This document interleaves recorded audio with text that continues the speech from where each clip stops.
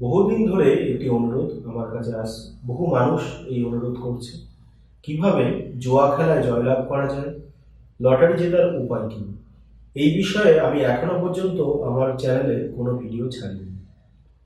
যেহেতু বহু মানুষ এই বিষয়টি নিয়ে অনুরোধ করছে, এই কারণে আজকের ভিডিওর মাধ্যমে আপনাদেরকে একটি টোটকা বলব। এই টোটকাটি করে যদি আপনারা কিছু মানুষ উপকার পান, এইটুকুনি গ্যারান্টি দিয়ে আপনাকে বলতে পারি এই টোটকাটি করে আপনার কোনো ক্ষতি হবে না, উপকার ছাড়া। যেহেতু আমি লটারি খেলা বা জুয়া খেলা এগুলি পছন্দ করি না, আর কাউকেও বলবো এগুলি করবেন না। বিশেষ করে জুয়ার লোভ এমন একটি জিনিস আপনাকে ধ্বংস করে দিতে পারে। লটারি আপনি কাটতে পারেন, তবে লোভ নয়। হয়তো সপ্তাহে একদিন একটা কাটলেন কিংবা মাসে একটা কাটলেন, শখে পড়ে। যদি লোভে পড়ে কাটেন তাহলে ধ্বংস হতে পারে, যদি শখে পড়ে কাটেন ভাগ্য থাকলে আপনার উন্নতি হতে পারে, এটাতে ক্ষতি হওয়ার কোনো সম্ভাবনা থাকে না।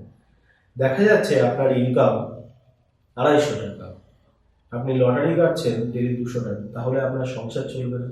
যদি আপনার ভাগ্যে না থাকে তাহলে আপনার সংসার ধূলিসাৎ হয়ে যাবে। যদি সপ্তাহে 30 টাকা কাটেন, তাহলে বাঁধলো কি না বাঁধলো তাতে আপনার কোনো ক্ষতি হবে না। যদি বাঁধে তাহলে আপনার ভাগ্যে সেটা উন্নতি হবে। তাই জুয়া খেলা এমন একটি জিনিস, যদি লোভের বশীভূত হন তাহলে ধ্বংস হবেন। যদি লোভের বশীভূত না হয়ে 2-1 দিন খেললেন মাসে কি বছরে, সেটাতে কোনো ক্ষতি নেই। তবুও আমাদের ধর্মে এটার ওপরে দ্রৌপদী অভিশাপ দিয়েছিল যে জুয়া খেলায় যেই খেলবে না কেন সেই ধ্বংসের দিকে যাবে। এই সমস্ত বিভিন্ন কারণের জন্য আমি এই সমস্ত টোটকাগুলি আপনাদেরকে দিতাম না। তো যেহেতু বহু মানুষ এই বিষয়ে অনুরোধ করছে, তার কারণে আমি এই টোটকাটি আজকে দিলাম। জুয়া খেলা বিভিন্ন প্রকারের হয়ে থাকে। কেউ লটারি খেলে, কেউ বা তাস খেলে, কেউ ঘোড়ার রেস খেলে, কেউ ষাঁড়ের দৌড়, বা কেউ গুটি চালা, এরকম বিভিন্ন রকম বোর্ডে। তবে এক একটা জুয়া এক এক রকম মন্ত্র, এক এক রকম টোটকা থাকে। দেখা গেল আপনি ঘোড়ার রেস করছেন, ঘোড়ার রেসে টাকা লাগিয়েছেন, কোন ঘোড়াটা জিতবে আপনি জানেন না। এমন কিছু মন্ত্র আছে অন্য ঘোড়াগুলোর উপরে প্রয়োগ করে তাদের গতিটাকে ধিমি করে এই ঘোড়াটাকে জেতানো যায়। তবে এই সমস্ত বিদ্যা আজকাল খুবই লুপ্ত, কারণ না শিখিয়ে না এই বিদ্যাগুলিকে ধ্বংস করা হয়েছে। এই বিদ্যাগুলি আজকাল খুব কম পাওয়া যায়। তাস খেলা 4 জনের মধ্যে হয়ে থাকে। সেক্ষেত্রে এই সমস্ত যে টোটকাগুলি আছে এগুলি আপনার কাছে থাকলে সেই জিনিসটা চয়ন করতে আপনার সুবিধা হয়। দেখা গেল একটা লটারিতে টাকা বাঁধবে, সেই লটারিটার দোকানে আপনি গেছেন, আপনার মন বলে দেবে যে কোন লটারিটা কাটা উচিত। তাই বলে দেখা যাচ্ছে যে আপনি যে দোকানে গেছেন সেই দোকানে কোনো লটারিতেই হয়তো বাধার কোনো সম্ভাবনা নেই। সেক্ষেত্রে আপনি জোর করে লটারি কাটছেন, সেক্ষেত্রে নাও বাঁধতে পারে। যদি সেখানে থাকে তাহলে আপনার মন এই টোটকাগুলি থাকে বলে দেয় যে এটা কাটলে হয়তো বাঁধতে পারে।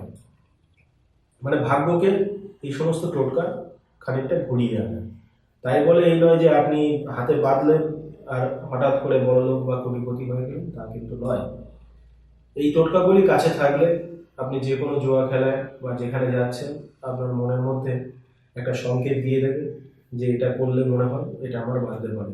তখন সেই সংকেত অনুযায়ী কাজ করলে কার্যকারী হবে। তবে আমি বললাম লোভের বশীভূত কখনো হবে না। লোভের বশীভূত হলে জুয়াতে মানুষ ধ্বংস হবে। আজকে যে টোটকাটি আপনাদেরকে বলবো এটা অবশ্যই কার্যকারী, কিন্তু আজ পর্যন্ত আমি এটা কাউকে দিইনি আর নিজেও ব্যবহার করিনি। কারণ আমি আগেই আপনাদেরকে বললাম যে এটা আমি পছন্দ করি, এই কারণে কাউকে দেওয়া হয়নি আর পরীক্ষাও করা হয়নি।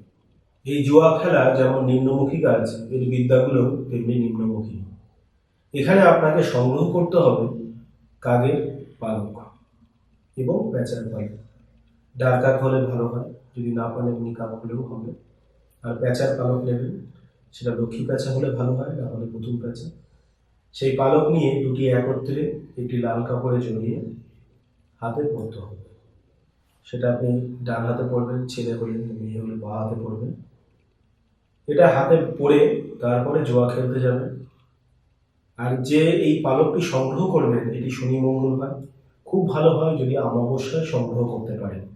না হলে শনি মঙ্গলবারে সংগ্রহ করে দুটি পালককে একত্রিত করবেন, করে লাল কাপড়ে জড়িয়ে হাতে ব্যবহার করবেন। তারপরে জুয়া খেলতে যাবেন। দেখতে যাবেন বা যেখানে যাবেন, তবে কার্যকারী হবে। যদি ভিডিওটি ভালো লাগে একটি লাইক দেবেন,